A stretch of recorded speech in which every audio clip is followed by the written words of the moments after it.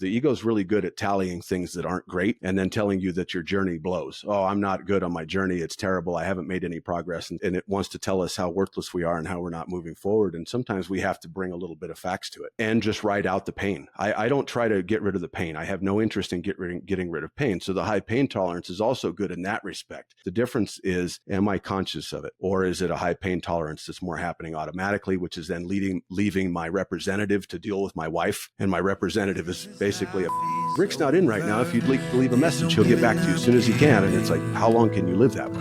We'll make it out and fall in love tonight.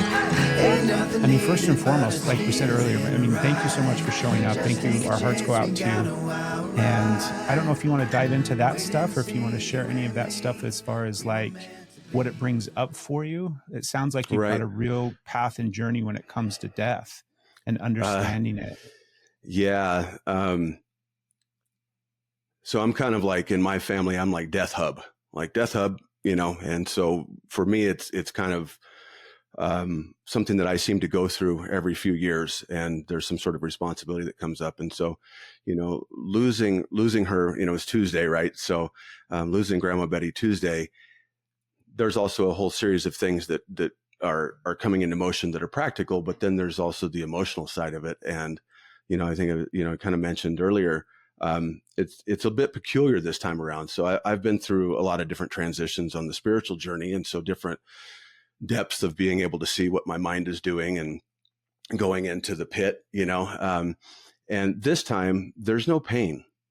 It's a sense of relief. I know that she needed the relief. It was time, late stage Alzheimer's, and she was in a home, where they're taking care of for hospice care and just keeping her comfortable, and so to have her pass is a wonderful thing in the sense that she's transitioned. She's at peace. There's no more turmoil. There's no more turmoil for the people around her, any of that. On a deeper sense for myself, kind of peculiar this time around because I have these openings in my mind right now. And I've dealt with a lot of my parents and family and all of this sort of stuff. And so when this comes up, I don't feel a pain, but I do feel this sort of openness to a place that could be painful inside. I don't know if that makes sense. And of course, the ideas are there. I've got these pictures in my head of memories that come through, but they're rooted into something. And I can feel that basically that portion of the pain body, if you will, or that tightness, that kernel in there, started to unravel a day after I got the news. Once it kind of starts to sink in and the initial, let me call everybody and let everybody know what's going on thing is done.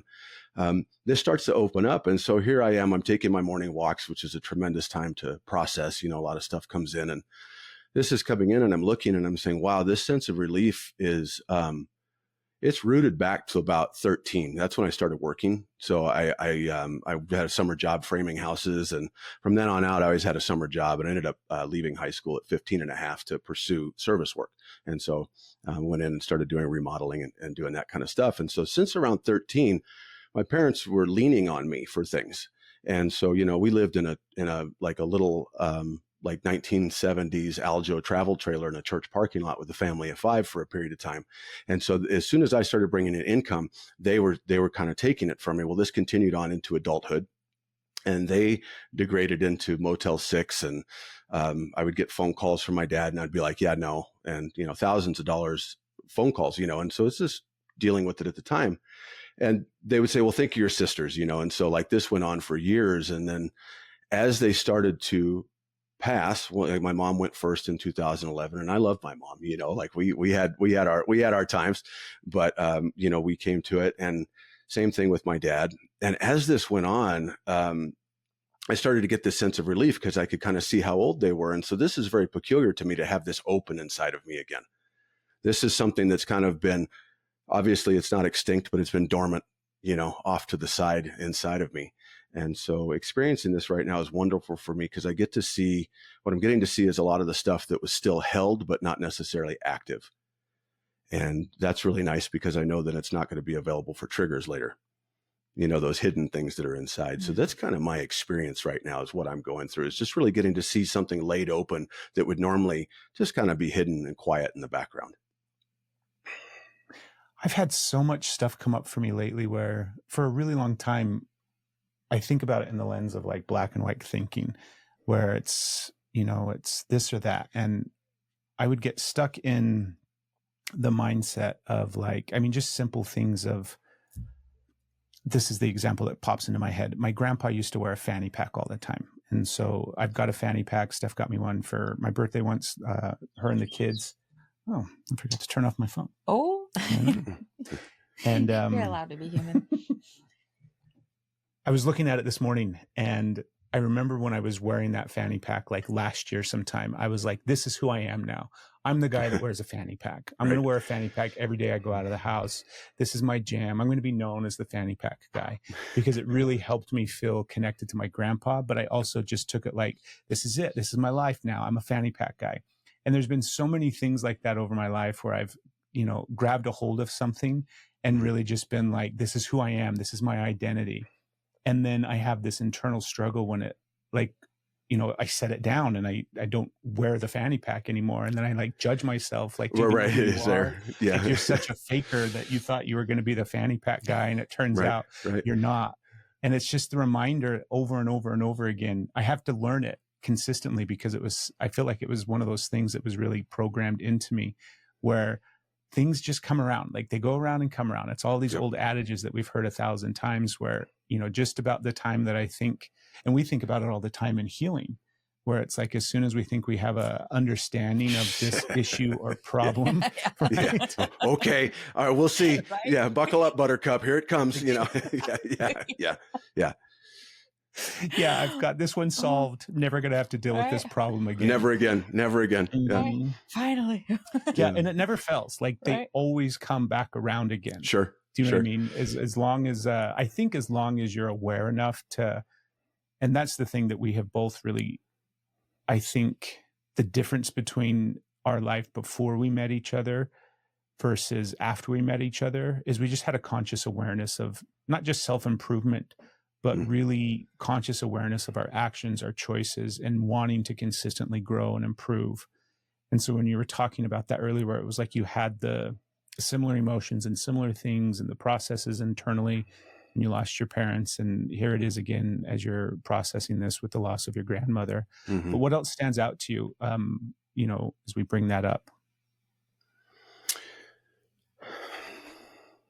What stands out to me right now is that my processing seems to be so different than most other people because of the amount of, I believe at this point, the amount of people that have come and talked to me. So like I've heard some things that, you don't expect to hear when you start talking to people. And so like you get stuff that comes across your door that people share with you that you're like, oh my God, like it takes everything that you're dealing with and it puts it into perspective in a really big way, because what they're dealing with is just something that's just out of sight. It's out there. And so looking at this, I see that my way of processing this is, at this point, not hasn't always been this way. I was good at clinging on to things, is to let it come and go as it wants to come and go. And being free with myself to experience that.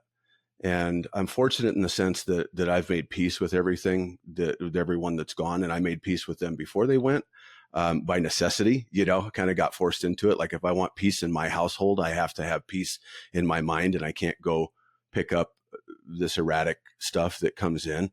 And so right now for me, that's really the predominant feeling. I am aware though, it'll get me, I'll get in the car and I'll go to, drive off and get a coffee or something in the morning, and it'll be there. And I know that that'll come, especially once all the dust settles, but at the same time, it's to really look at it and to see death for what it really is, which is, this person has transitioned out of this body, right? The body no longer has this illumination inside of it. And so this now the body is an empty vessel. And so to see it that way, and to see over the years, what I've looked at is when people are grieving, what's really been disrupted is that it disrupts their entire thought process. Because, well, when we make a memory with someone, our mind has an automatic assumption that this is going to continue on forever. And so that expectation is now linked to every memory that you have with this person all the way back into childhood. So when they pass away, all your memories start dancing around like you're getting ready to move your apps on your iPhone. And so the entire structure of pain, the entire structure of the need to connect with this person, all of this stuff is being rattled. And inside of me right now, it feels more like an openness than it does this like rattle that it used to be that I would go through. And then things just sort of are trickling in. I want to go back. You said you grew up in California. Yeah. And I'm real curious about the time frame when you said you started going to work and then you started kind of supporting your parents. What kind of processing have you done around that? Because I see that from a very specific lens of like parentification of a child and all of these kind of different therapeutic terms and psychological terms about what that can do. And it's stuff that we've had to unpack in our relationship as well as our own internal processes as well. But how do you see that now, and how have you seen that over the course of your life? Okay. So that's a good question. So over the course of my life, I got to this place where I was like, hey, once you see what's wrong with you, you can no longer use it as a crutch, right? So I didn't have these things to like, I could see that, oh, this is just related to my life and what I went through with my parents. And so that was the more primitive way. That was before I became conscious of the journey. So I became conscious of the journey in a blink of an eye. I was retired Christian from way back when I was a kid. I left my dad's Christianity behind. And I didn't have anything. I didn't know. I didn't anything. And one day I asked for peace. And I felt an opening for the first time inside. It's just opened up. And I was like, oh, okay. Well, a couple of weeks later, I popped. I could now see the voice inside of my head rather than just be condemned to be it all the time, right? And so the difference between those two things, one was I don't know what to do, but I do know what not to do. So just let me get the hell away from that. And I basically lived most of my life that way. And then at 35, I have this shift. Well, the shift wasn't miraculous in the sense that it solved all my problems. I mean, I was still for 2.5 days. And then I went back to my business Monday morning and the voice in my head pops up and says verbatim, who the fuck caused all this? Splits and answers and says, you did. And I'm like, oh my God, this is what I'm up against. Okay. So this is my demon, right? So I go to work on myself with this. Well, now things come to me. So I look at this, this, like you said, the parentification, and like, I don't use a lot of those terms because it's not my wheelhouse. But what I do realize is that a lot of us, and I would myself included, would want to go back in and dive out and say, why am I this way? Who cares? That's where I got. I mean, this is me. So who cares? What am I doing today that represents that thing that I'm looking for? This, good, change that behavior. It's dead now. I have now altered it. I've given it the lens of 41-year-old, 44-year-old me, not 13-year-old me, because that's what it was trying to come and automatically function as before. So as I see this thing come in and try to cause mischief in my life, and it's everywhere when you come from this type of situation. I mean, it was in everything. And so it comes in these little sentences and verbalizations and ideas that pop in the mind. And it's coming in as aggravation and things that the mind wants to label and says, I'm aggravated. Let me go find out why. And it runs off. And it's like, hey, you're aggravated. So, oh, you're right. I should become peaceful. Let me run off and go be peaceful. And it's like, but you're not peaceful. You're aggravated. Can you see it? Can you stay with it long enough for it to quit projecting out to, hey, I'm aggravated because, and see that I'm aggravated. Yes, that was a trigger that came from the outside, but why do I hold this gun so tight? Why do I have so many triggers? And so and what are they? Right? I'm asking the why question in the sense that I want to look in towards it, but I'm not asking that why question. I want to go on a mental wild goose chase. I want to feel what's going on here in that moment. I'm like this, it's open. Go this way. This feels good, right? And then something pops in the head. Well, why is that there? Is it because my mom moved me from one potty chair to another when I was 3? And it's like, that's not helpful. Not right now, right? If you stay with the feeling of it, suddenly it'll reveal to you why it's there. Oh, something came in and that wounded you. And now it gives you the thought. And in that same time, because you've held it in the light, it alters that thought. And now that thought is seen through the lens of today versus the lens of 20 or 30 years ago, or even 5 years ago, depending on how fast your journey is progressing. That's basically how I'm handling it now. One thing at a time. Getting into your body, that's something that for a lot of people, me included, is a very challenging thing to not worry about the why and to get out of the head and all the little side quests it takes you on, and just go right to how you're feeling, right to the body, what's coming up. And I feel like I can't even express that without saying and figure out how to. I immediately go whoop, right back up. Yeah, Like yeah. The figure pops up. Let's look at this. Right? Yeah. Yeah, that's really impressive. Today's episode of the podcast is brought to you by Woolly. We absolutely love Woolly, and they're a longtime sponsor of this podcast. We're currently 100% decked out in all Woolly right now, and truthfully, it's how we walk around most days. Woolly is made from 100% Merino wool, which is known for its natural softness, which it is so soft, and that's really important.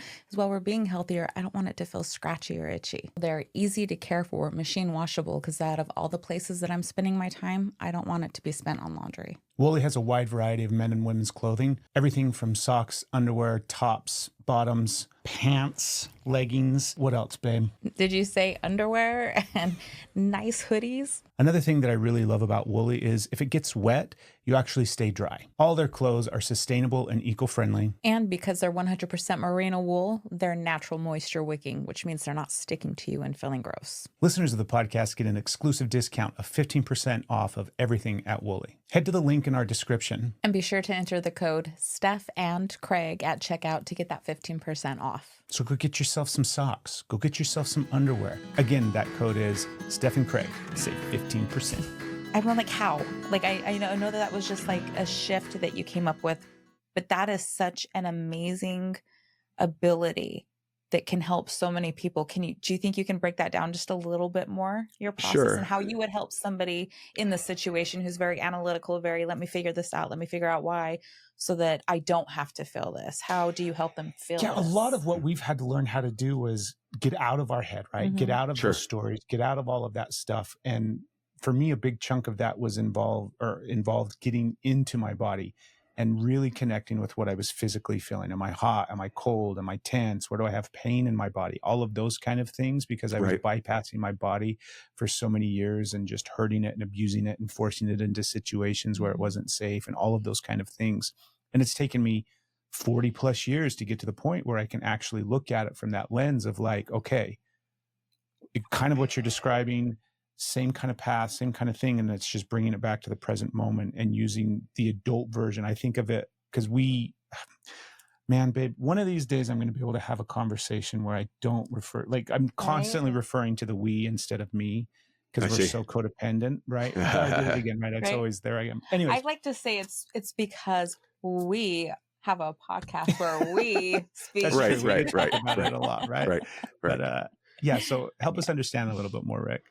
So when I first started the journey, it wasn't like that. In fact, I had someone come to see me a couple months after I had popped, and someone sent them to me and said, hey, maybe you can help them. And so, I have someone come through the front door, and I was basically taken over. Voice was speaking through me. It was using my brain, but I was more or less just surrendered to it and was kind of a bystander. So over time, within a few months, I was like, okay, I really want to be present for this. But when someone walks through my front door, my mind still becomes bananas. And I'm like, hey, it's too late for bananas. Let's just get started. And so then it would calm down, and, we would address, basically what's supposed to come will come up from between us.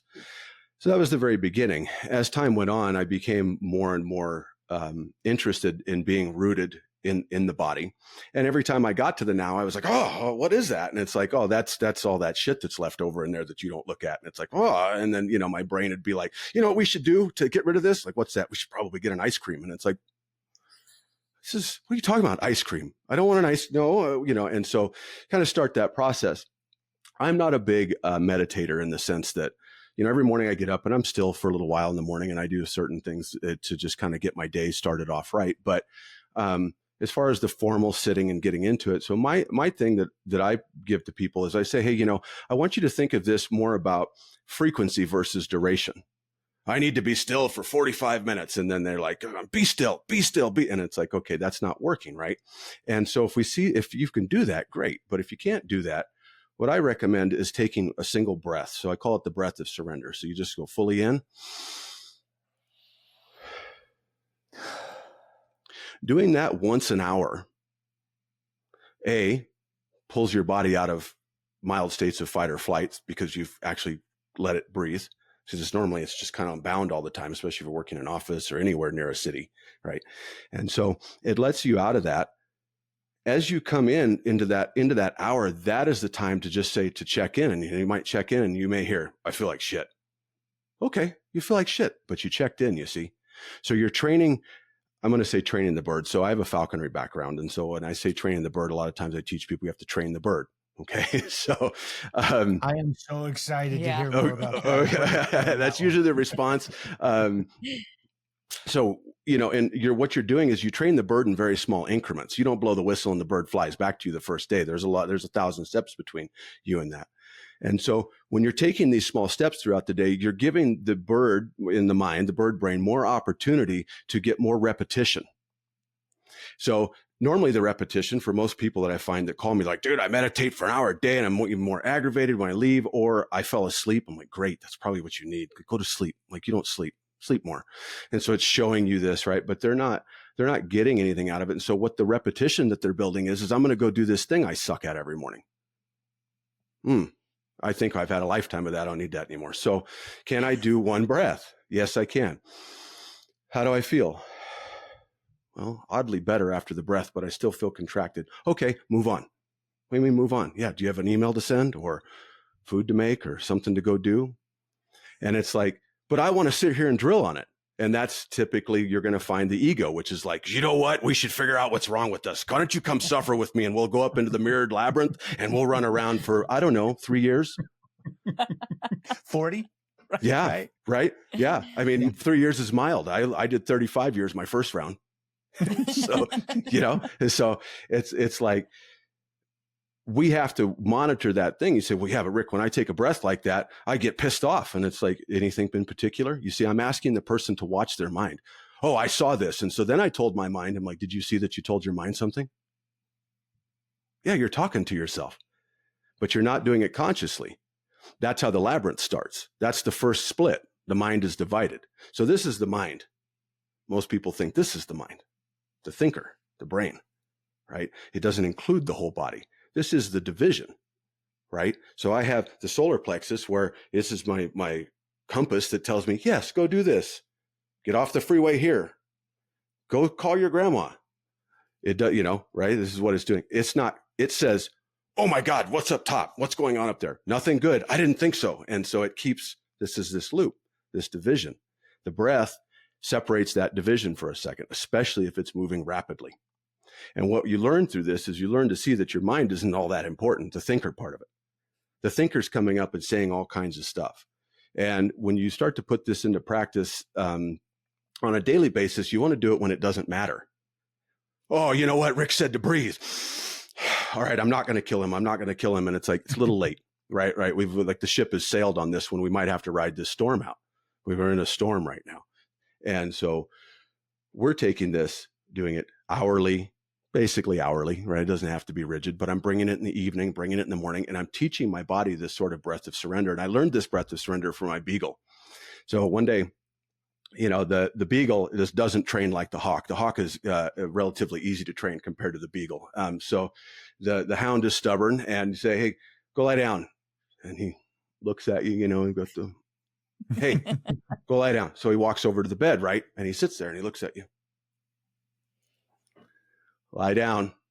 Now he goes in circles. He drops and he goes. Now he won't get up and try and dig bacon out of the trash. He's surrendered. It's such a good, we've got a dog, her name's Roxy. She's this 1.5-year-old kind of Tennessee mixed dog that our son brought home last summer. And I love that you bring that up. We have recently started bringing her in our bed and letting her sleep in bed with us at the foot of the bed. And truthfully, it's not at the foot of the bed. She's all over the place in our bed. Right. Up on her pillows. It's her bed now. Exactly.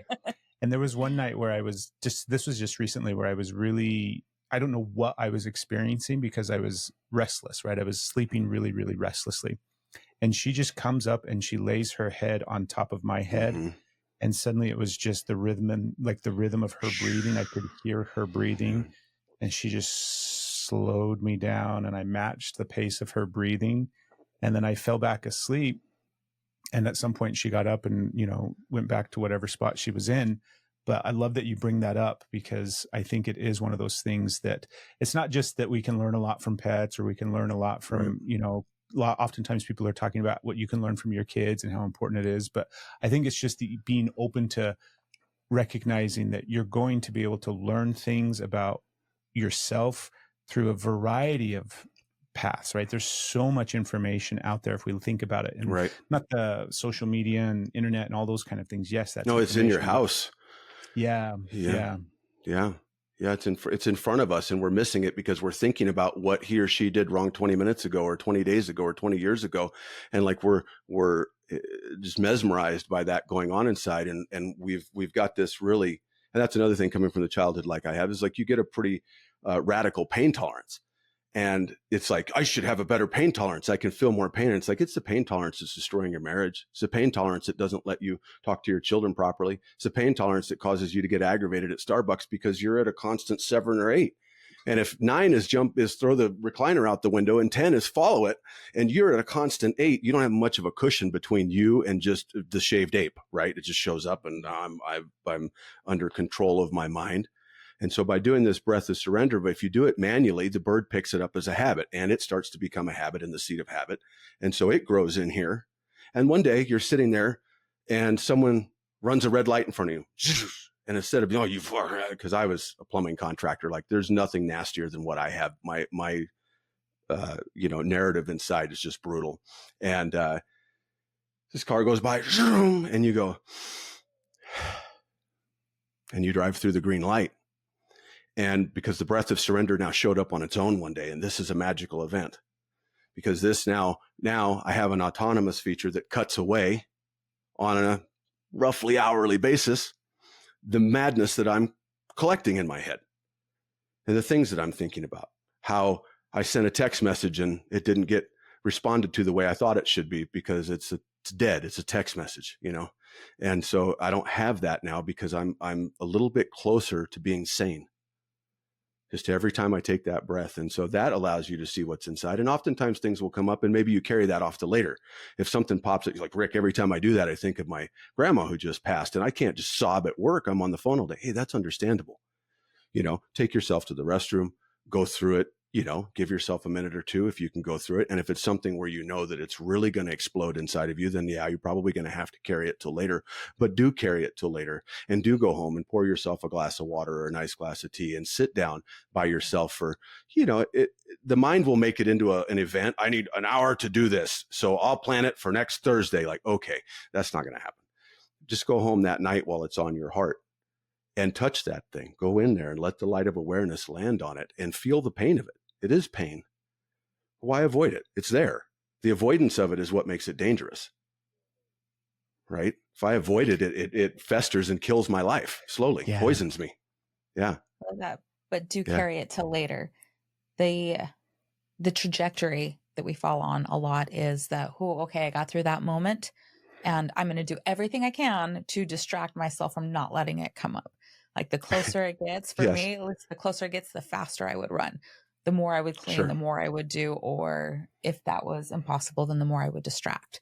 And the doom scrolling, anything else. Where anything, right. Check out. Mm-hmm. Yeah, it was, how do I not feel this? How do I not feel this? That's it. And it's really hard to allow yourself that space.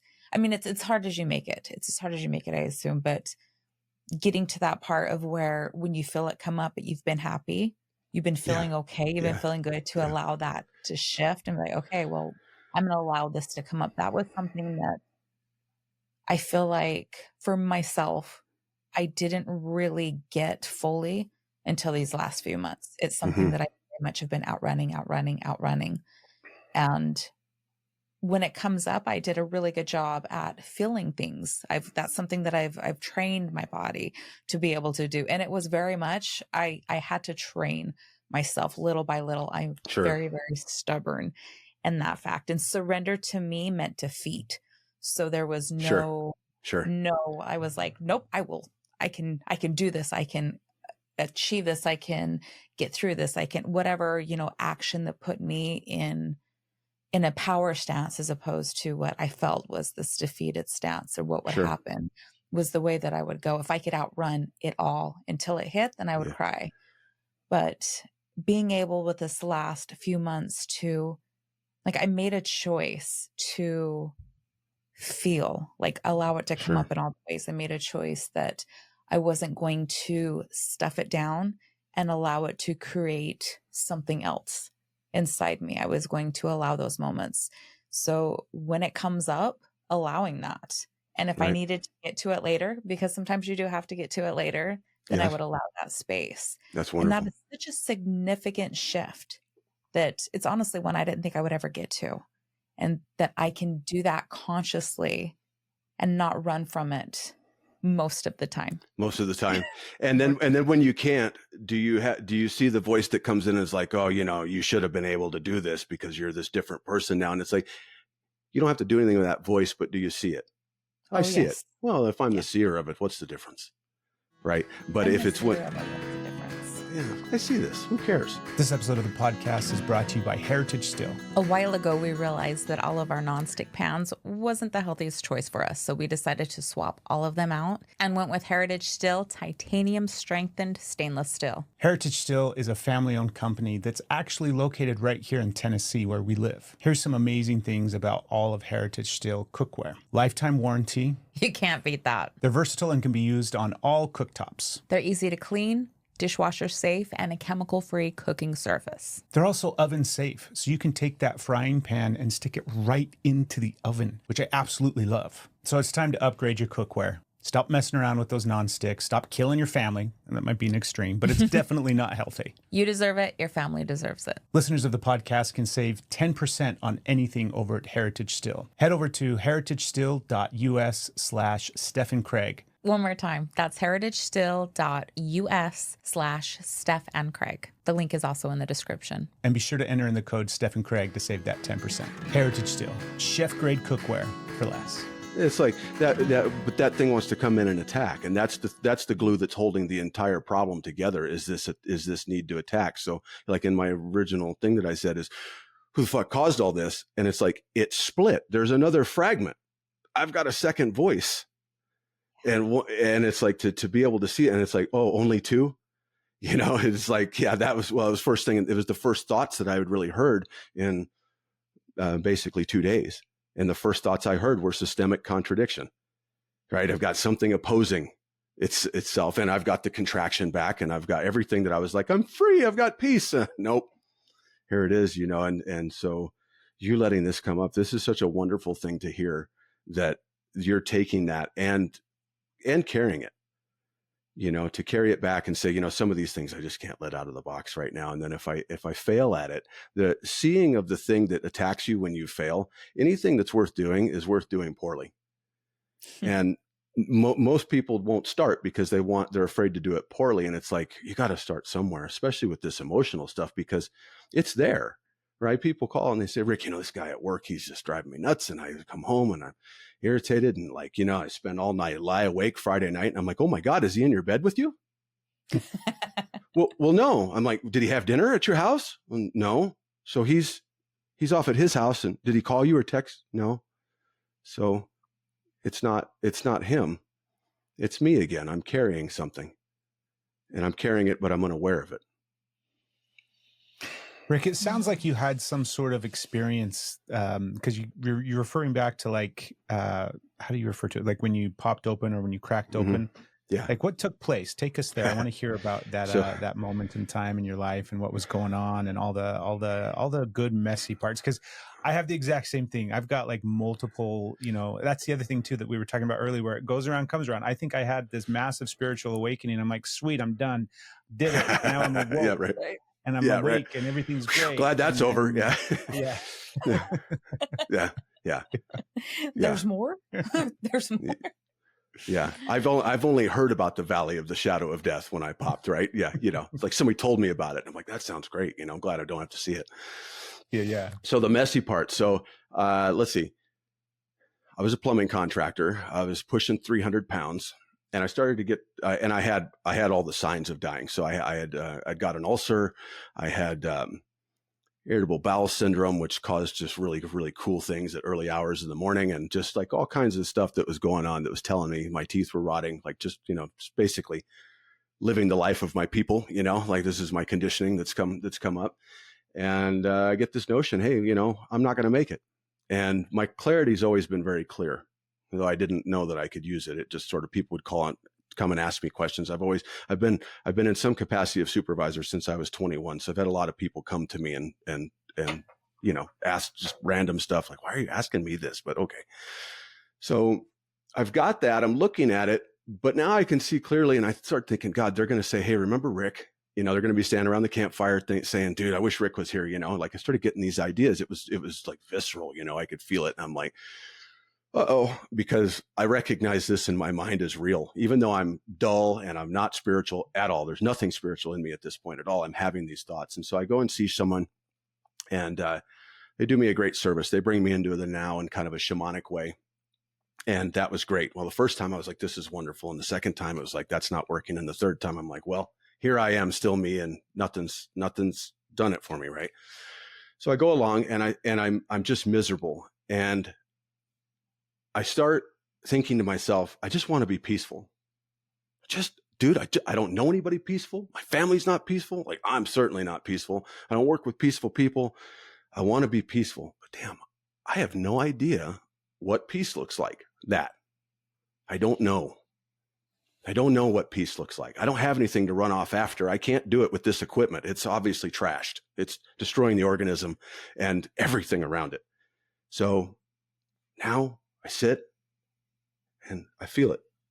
For the first time, I feel something, and it opened my heart, not my solar plexus, my heart. Oh. About 2 weeks later, Ash is out of town, which is never out of town at this point. And I get on YouTube, and Power of Now pops up, audiobook. So basically, in a nutshell, he says something to the effect of, I wake up in the middle of the night as I had many nights before. This is the preface of the book. And he says, I wake up many nights as I had before, contemplating suicide. And I thought, this night, I just can't live with myself any longer, which prompted the question, if I can't live with myself any longer, who's the I and who's this self that can't be lived with? Are there two people inside of me? When he said that, I went, and the room became quiet, and things became, I don't want to say vibrant because I don't want to paint that picture, but I was lucid. Everything was here. I had had an experience that I had not had in my life, at least not one that was memorable. And I sit here and I pause it, and I'm like, oh, fuck, okay. Well, all right. And so I listened to the rest of the book, and I basically tell Ash that I've had this epiphany, and I've been on the self-help journey for years and years and years. And she's like, yeah, great. I'm so happy. And what ended up happening is it took her about a month and a half of, I don't want to say arguing at me because I don't want to paint that picture of her because it's not really what was going on, but basically like continuing what we had before. And I was like, hey, I'm not trying to hurt you. Like, I just kind of mean what I say. I don't mean any offense by it. And this is what I'm looking for. And she's like, WT, fuck, what happened to this guy?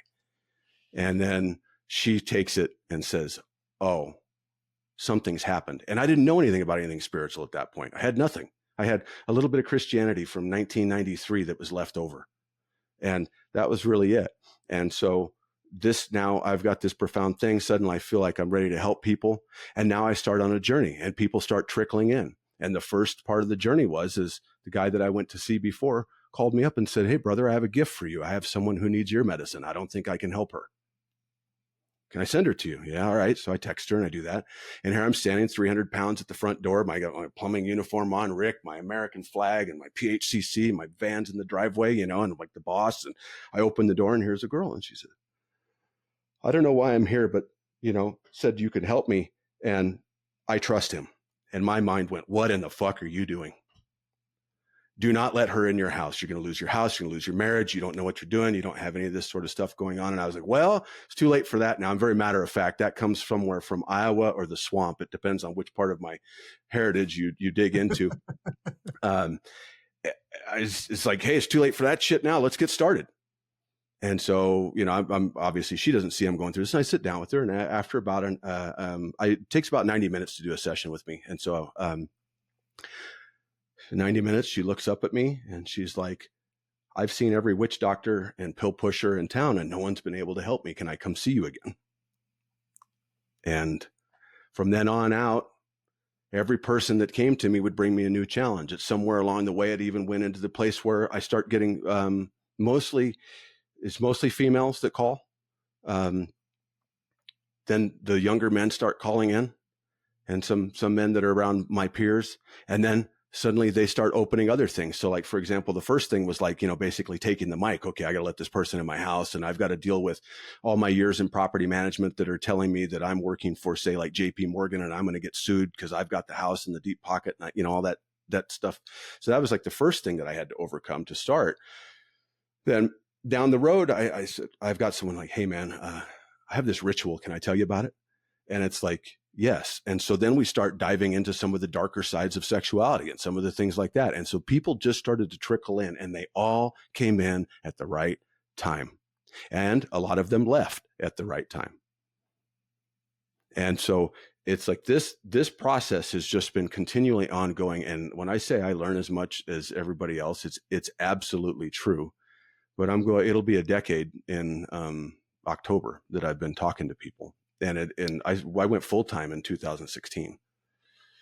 What do you think is that first time with the woman? What do you think was like? What did you do? I mean, and I know it's not the technicality of but from your experience, what did you do in that moment? How did you show up in that moment that was so impactful? What was that experience like for you? Okay. Well, basically, it kind of starts the same, and it still starts the same today. And it's like, what brings a person like you to a guy like me? And then I'm quiet. And the rest happens from there. And Ash sat in on a couple of the first two. She sat in on that one. And her empathy alarm was like, whoop, whoop, whoop, ding, ding, ding, snap, broke off the handle, and was like, she told me, hey, I can't sit through any more of these. I need to, like, you're fine. Just have fun. I'm glad you're doing this. And she's been a tremendous support system through all of that, but cannot sit through the rutted pain at that time. I mean, this is years ago, but of that sort of like heavy duty pain. And it's like, I'm listening, and my mind is not trying to solve anyone's problem. My mind is listening to what's actually going on. What's the problem? I think this, I think that. Someone doesn't like me. My husband this, my wife that. This and that. And so everything that comes through, when that comes through me, for whatever reason, I've been gifted the ability to peer into the blind spot, and I can do it live. And nothing is more fulfilling in my life than doing that. I've spent a life of service, but this is the service. This is the only thing I can do now. This is basically what's going on. Just show up and we listen and, see what happens. What do you do when you get stuck in it? Like, I think a lot of times, I mean, it's still the old practice of getting out of my own way, right? Sure. And it's not just in connection with other people and everything like that. And the majority of the time it's with myself, right? I'm trying to constantly not trip over my own feet. Right. So what are some things that help for you in that process? Because I think it's a human thing, right? Yeah. We evolve, we change, we heal, we have awareness. And then the patterns that were ingrained in us from childhood are so deeply in there that at some point they're going to come back in a sense. And even once it's the same old thing that we keep talking about. It's like, even when you think you're, all done and finished and healed, there's more work. Sure. I think even the thought that I think I'm all finished and done is time, is it not? And right. So, and it's like, so anytime I catch something like that in my daily, when I'm not aggravated, when there's nothing, because I get faced with challenges all the time. And it's like, when it's not important is when I face those type of things. So I've made a habit of watching. I've become curious as to what my mind's doing.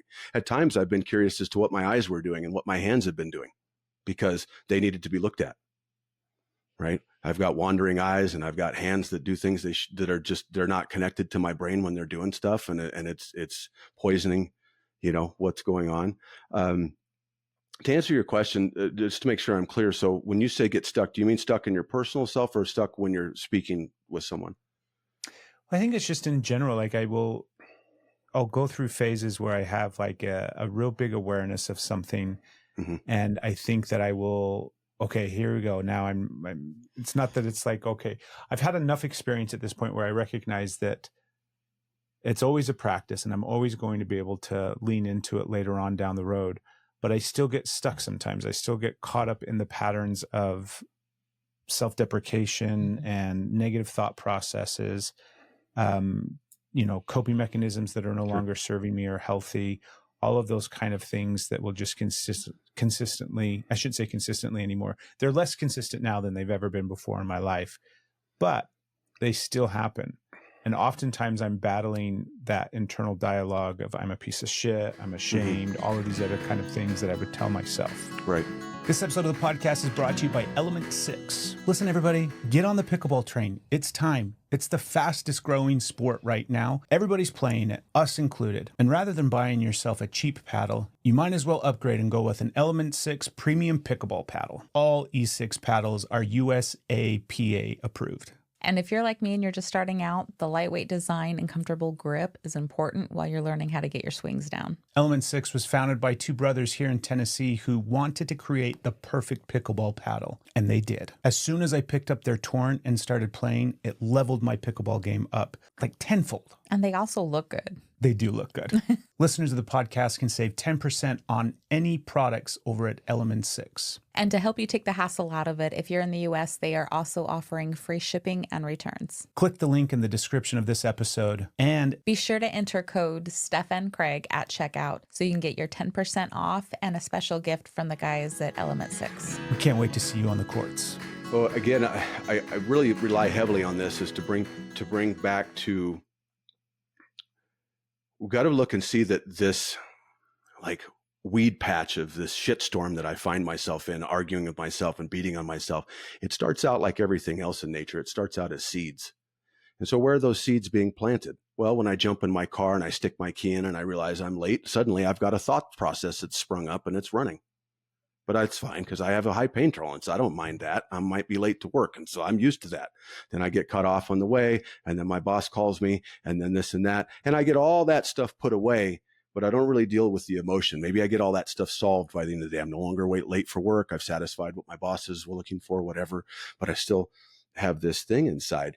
And meeting that thing is in where it's at, when it's small, is an enormous challenge, but is the thing that's worth doing. Because imagine if I met this thing, if I took 10 conscious breaths a day and I met and I said, oh yeah, I do feel contracted and I feel ugly. And I've got a thought that's thinking about old Aunt Susie. Like, what? Okay.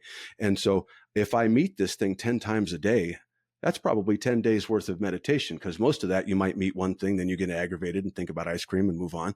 And so I am now meeting this every time. I'm getting to know the nature of it. I'm getting to see how it bamboozles and deceives me, because it pops up and suddenly I give away all of my energy to this thought process that's going on, and I'm unaware of it because my pain tolerance is too high. And then when I didn't finally get into this pain, now the Punisher shows up. So I got another fragment that comes in and starts working me over. It gets the trident out. It starts sticking you in the fire with it. And when that's going on, the best thing that I can do for myself is the breath is a big thing. So I take a breath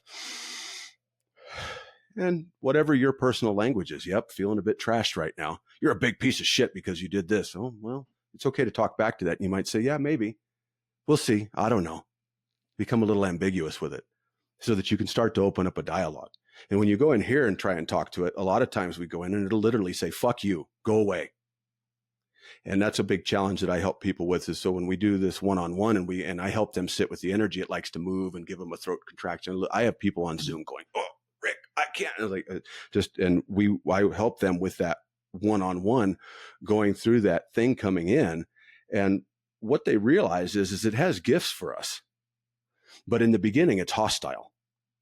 And so can I agree that I'm hostile? Well, I'm hostile towards myself. Well, this isn't like headline news. I've been this way for 35 years. It's fine, or whatever you can see, and whatever sort of reason that you can bring to it and say, yeah, it's okay that I'm this way right now because I'm working on it in the other times. And I think I'm starting to see the seeds of this. In fact, I saw something the other day that could get me in trouble, like you caught a thought. And so maybe you bring that thought to yourself, because the ego is really good at tallying things that aren't great and then telling you that your journey blows. Oh, I'm not good on my journey. It's terrible. I haven't made any progress. And it's like, yeah, here I am sitting on a podcast, right? I haven't done anything. And, it's like you guys have built all of this on your side, and it wants to tell us how worthless we are and how we're not moving forward. And sometimes we have to bring a little bit of facts to it. And just ride out the pain. I don't try to get rid of the pain. I have no interest in getting rid of pain. So the high pain tolerance is also good in that respect. The difference is, am I conscious of it? or is it a high pain tolerance that's more happening automatically, which is then leaving my representative to deal with my wife. And my representative is basically a bastard. Rick's not in right now. If you'd like to leave a message, he'll get back to you as soon as he can. And it's like, how long can you live that way? Were you together with your wife prior to this time period? Yes.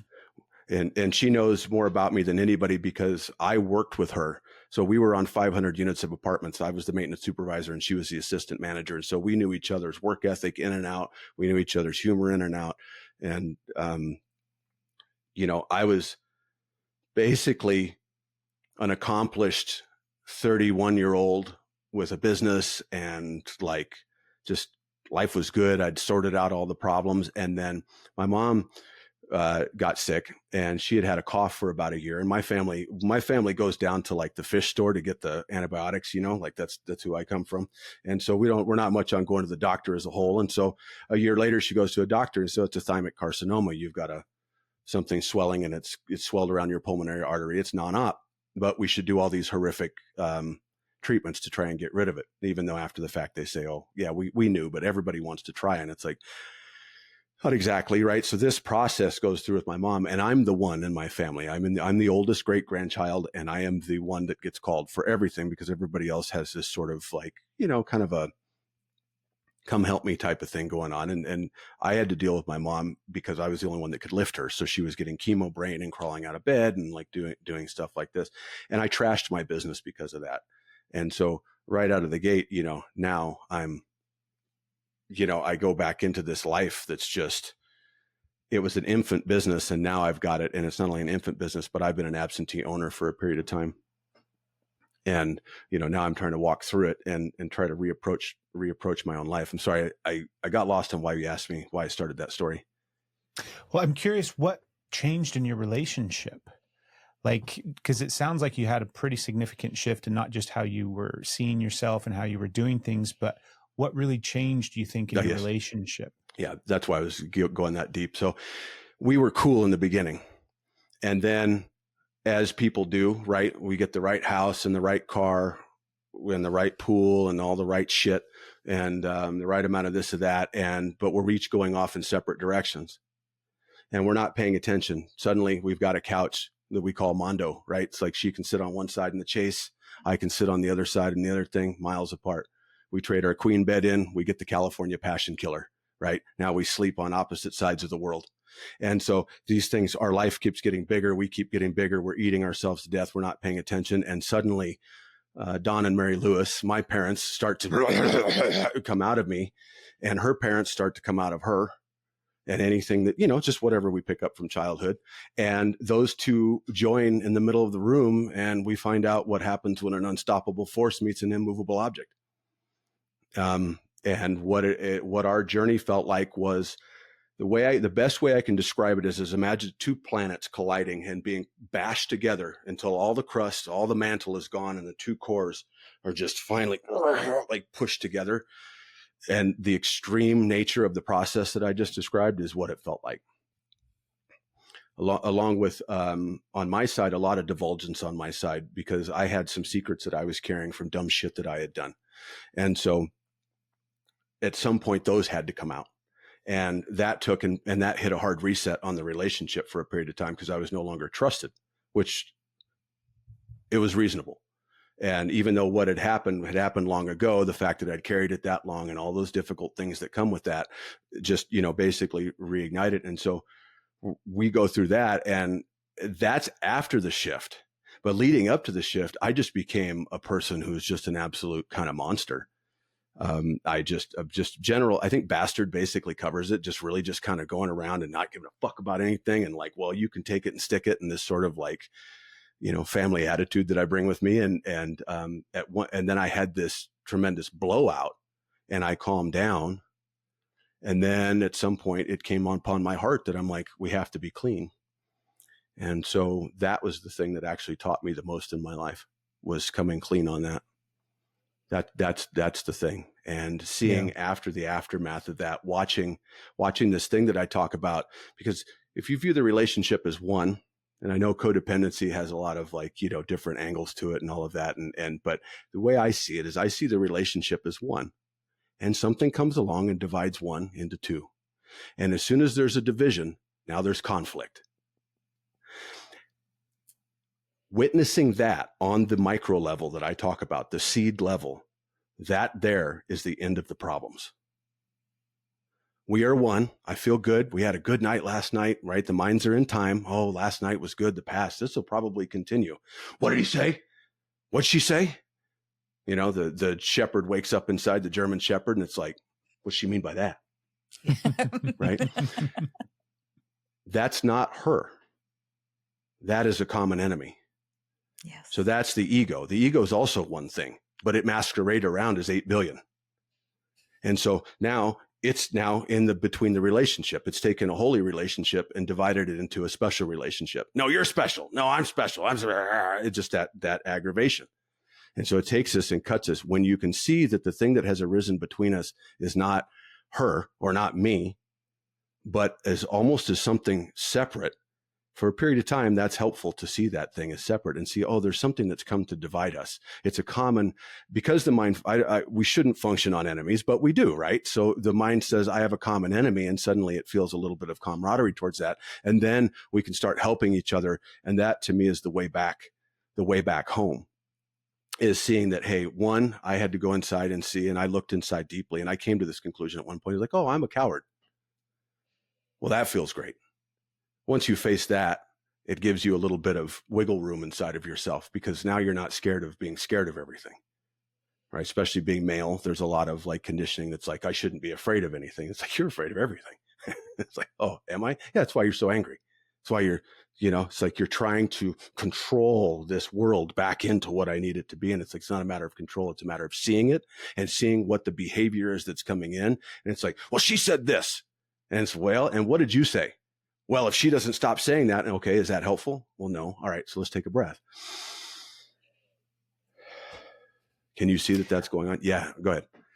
Was there a similar, because our path was similar-ish in the sense of like we came together and had a bunch of things happen in our life that caused us to face all the shadows, all the different demons inside both of us in some regards. Right. And it's kind of like the symbiotic relationship back and forth, because there were times where it felt like I was breaking, and then there were times where it felt like Stephanie was breaking, and then there were times where it was like we were both breaking and everybody was fucked at those times, right? Yeah. We were all screwed. Real familiar with those times. Yeah. But has she been on a similar path with you along the same time? Has she been going through similar things in a sense and having not necessarily some big, massive spiritual awakening? I think that's the confusion sometimes, where in healing, especially in the scope of relationships, I don't think the paths always have to mirror in the sense of how you're traveling together or what it looks like. But have you noticed some similarities, and have you guys, because you feed off of each other, right? You feed off of negativity from each other, but you also feed off of the positivity of each other, right? Yeah. And so what has that looked like for the two of you?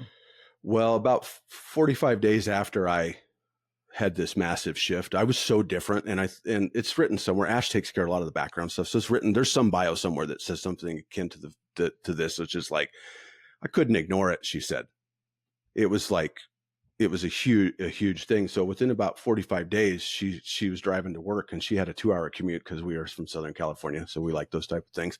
And she said, God, what would it look like if he was being serious or telling the truth? And she kind of went, I should listen to that book. And so she started listening to the Power of Now audiobook on the way to work. And that started her journey. That's Eckhart, right? Eckhart. Yeah, it's Eckhart. Yeah. And she started listening to the book on the way to work. And basically we're on a parallel journey, almost identical in journey. So I don't really have an issue much with pain. She has fucking hate this pain, and I want it to go die. And so, very common thing. I'm fortunate that I don't have that. And so that is something that her and I work on together. So I'm in a very unique position because, well, we are in a very unique position. I'm her counselor. She's gone to other counselors, but the one that she wants to talk to is me, but I'm also the perpetrator in the crime. And this has caused such a unique position for me to be in personally that I've had to really go in and adjust the way I think in order to approach this problem. Because when I first divulged information, I approached it like, this is going to be fine. It wasn't fine. And then I approached it like battle. And it was like, no.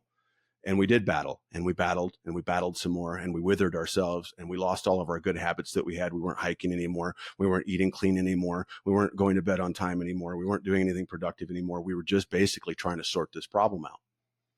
And after we started getting through that, she's still coming through some of the bodily issues of that. As far as the mental stuff, that's basically behind us. There's stuff that comes in that she's, I don't feel comfortable, or I've got something going on, but it's not about us anymore. We're not really doing that. Now it's more of like a residual that's coming in. And so, but mentally, on a parallel, yeah, absolutely. She's my favorite person to talk to. We jam, we can go deep. We can look at stuff in a really big way. And it's really from dealing with these little small things. It's not the big thing. The big thing's an idea. We have this big problem, and it's full of thousands of little problems. Do you see them, or do you let them run wild and light fires all over your house all day? Yes. Yeah. That's the big deal. Do y'all have kids? No, that is not in the future. So Yeah. it ends here. I actually had made a decision when I was 19. I was like, yeah, no, it's not my jam. Yeah. Yeah. We think about it sometimes. We love all of our children, obviously. We've got 4 together, but it's we're at this stage of life right now where we are getting to experience, because our youngest is 18, and he's in that phase of life where he's home. He's home less and less and less, because he's right. branching out and doing his life, and he's doing his thing. And that's a hard process for us. That's a hard process for the parents. For sure. It's the awareness that it feels very different to kind of move through life without that experience of having your children being the first and foremost thought process in regards to how, Right. I mean, they are the perspective that you see your life through. And it's just been really, really interesting at this phase to kind of pull back and recognize that we don't have to have that be the first stop every day now. Like, it's not Right. framing everything around safety and health and the benefit of the children. And instead we get the opportunity to just frame it around ourselves and what we want and what we need and what's best for us. And it's the simplest things too, where it's like, we're changing up the way that we eat and all these kind of different things, because we don't have to do all the stuff that we used to do for like the past 25 years. Right. The grind of the routine is not there. I talk to a lot of people about that. And I have quite a few folks that have come to me over the years that have come in a position where you guys are at. You're just like right on the fringe of, might as well be empty nest. He's already doing his thing, or he's off to college, or she is. And what we find is that when they had that first kid, they basically in some way emotionally paused, because life becomes about the fray, right? You've stepped into society in a completely different way. Before, I might have just went off to work, and she went off to work and whatever. And now it's like this whole thing that just is demanding constantly and ever evolving. And now we've got another one. And if we've got 2, what's 3? And why not 4 if we've got 3? And so this becomes our life. The good news is that when you get to places where you guys are at, is that if you're ready, there's a tremendous amount of experience and wealth of knowledge locked into all of that experience, and it's ready to be reflected upon. It's actually ready to come out and bring us into that next stage. And so, you're feeling the freedoms of that now. I actually get to alter my own life. It's not just about moving pieces around. That's really good awareness there, Rick. There's things that, because we are just on the cusp of kind of starting to shake free of it. And every time we speak about stuff like this, I'm like, kids, if you're listening, we love you. We're not shaking We didn't change our mind. It's just the freedom to kind of move differently than we've ever been able to move before. And I love the idea that there is wisdom in the past 25 years that we can still learn from, gain insight from, and process from, and think about, and how that is still an impactful thing for us. I really like that thought. I'm excited now to kind of sit with that and see where that takes me.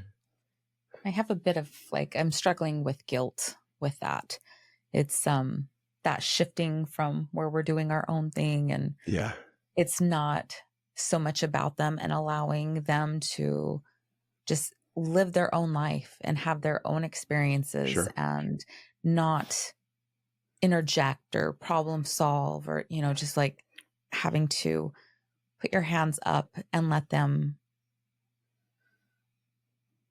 and just let them. Well, they got And to just feel let some them. things, right? We have to feel stuff. And like, you can tell someone all about moving out, like, hey man, it's not what you think it is when you move out. Oh no, I'm going to get a palace and I'm going to get all this stuff. And you're like, you're going to move out and you're going to go, huh, razors and toilet paper and toothbrushes and toothpaste and all kinds of weird things don't just show up at this house. I've got to go out and purchase it for myself. Right. And so we have to let them go out and feel whatever they're feeling. But when we look back and we see the identity of being a parent is now wide open and it's raw. There's no scab on it. It's just completely open. And in some cases, because they're still interacting with you and they're still at that age where you're like, oh God, like they haven't been roughed up enough to really have the experiential wisdom to be functioning as an adult in society. And so there's things that you see that you want to jump on. Re-aggravates this wound. And so this is a great time to go in and look at this, because all of that information in there, all of that data, the wisdom that we've collected is wonderful, providing you can go in and use it.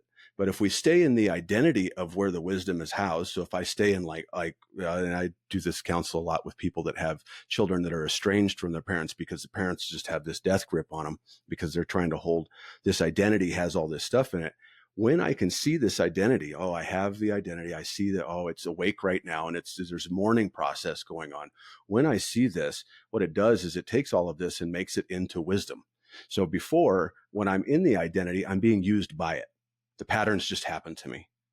As I see this going on, now spirit has the ability to come through and use the patterns that I've built over these years of being mom, being dad, facing the day-to-day stuff. It has the ability to use that versus you just feeling like you're being used by it. Oh, here we go again. Typical kid stuff or whatever, whatever's going on. And that's the beauty in it.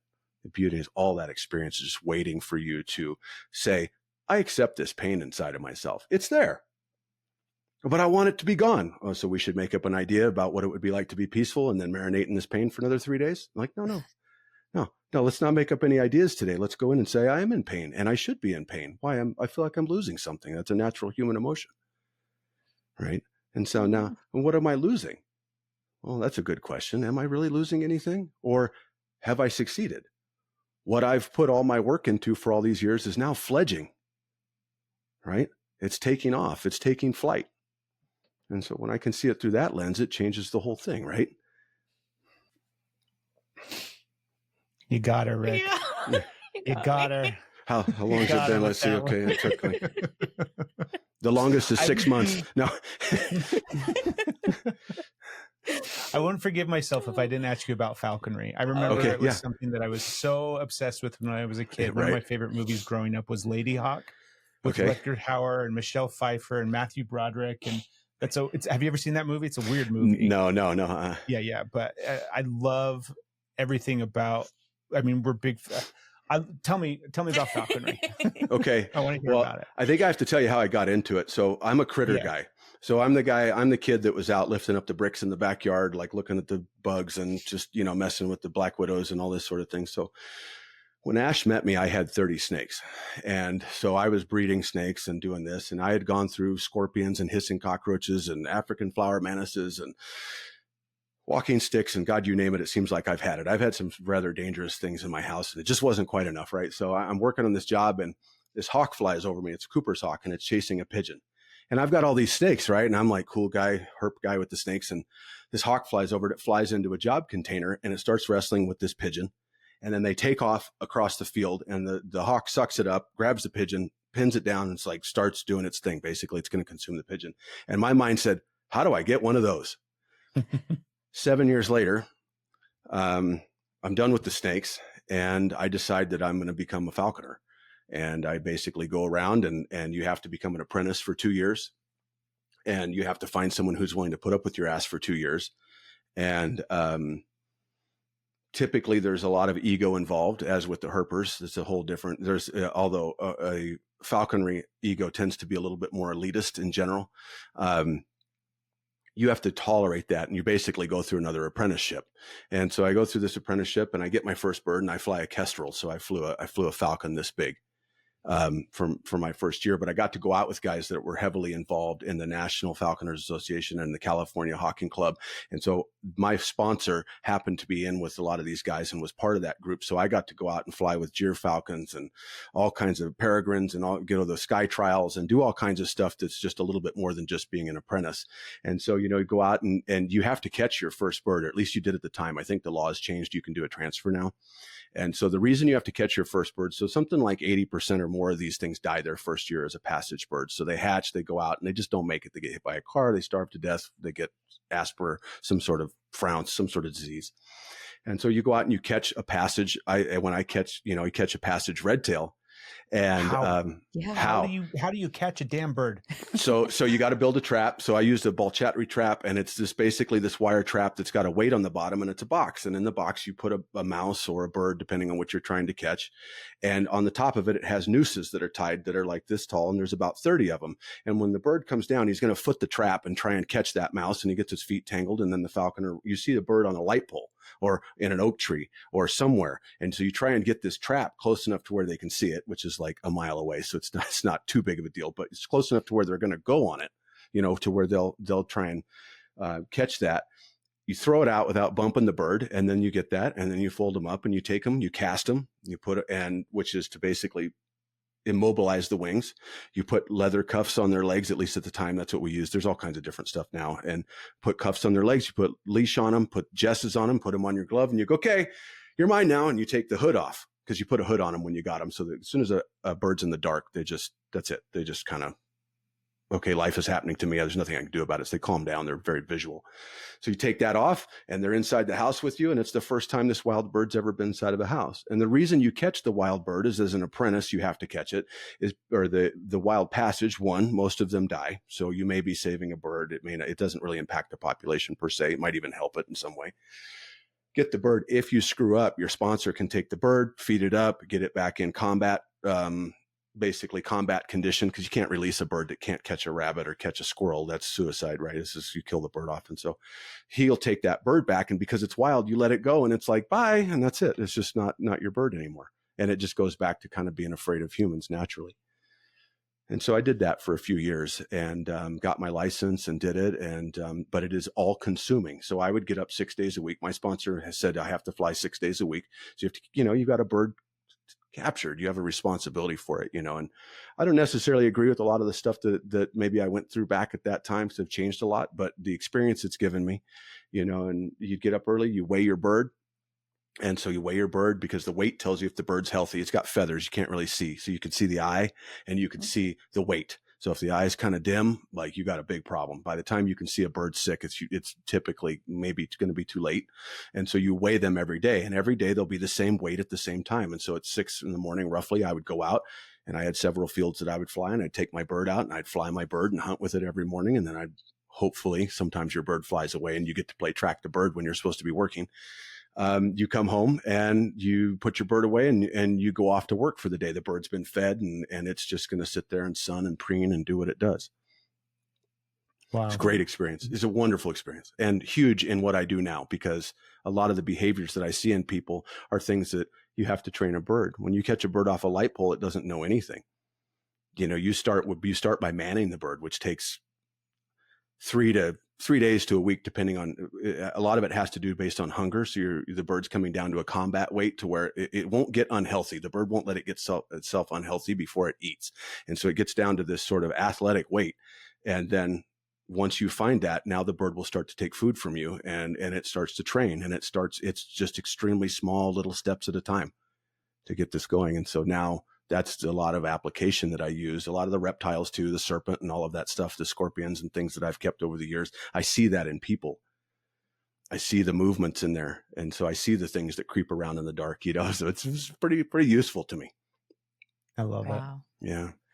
Rick, this has been such a gift. Yeah. Thank you so much, dude. We're really, really grateful that you took the time to come chill with us. Yeah, thank you guys for inviting me. Yeah, thank you so much. This is wonderful. Yeah.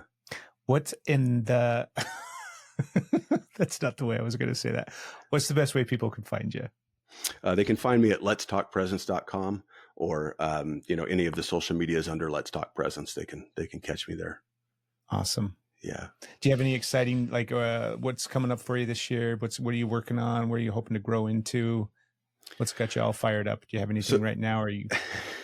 yeah, actually, so right now rolling out a new plan. So I am doing some advertising right now for to bring in a different demographic of clientele. So I like people that have a nice, like a trickle down effect.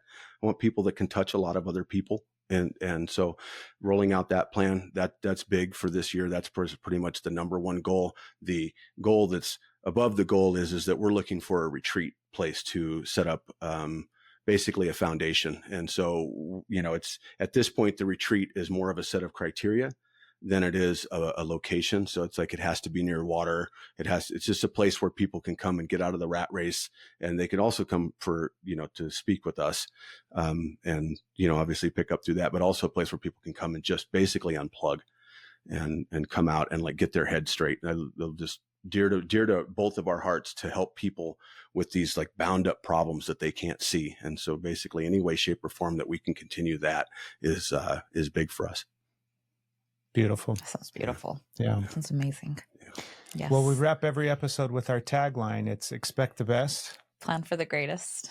And we'll see everybody next week or whenever the next episode of this podcast is out. We got a wild ride. Wait and see, you and me. We were meant to be. We want to make something perfectly clear. This podcast is intended for entertainment and educational purposes only. It is not intended to be used as a substitute for professional advice. We're sharing with you our own personal experiences and insights, things we have found to be helpful on our healing journey. But we are not licensed therapists. If you need help, it's important to seek out a qualified professional. Remember, we believe that we all do better when we heal together. See you soon.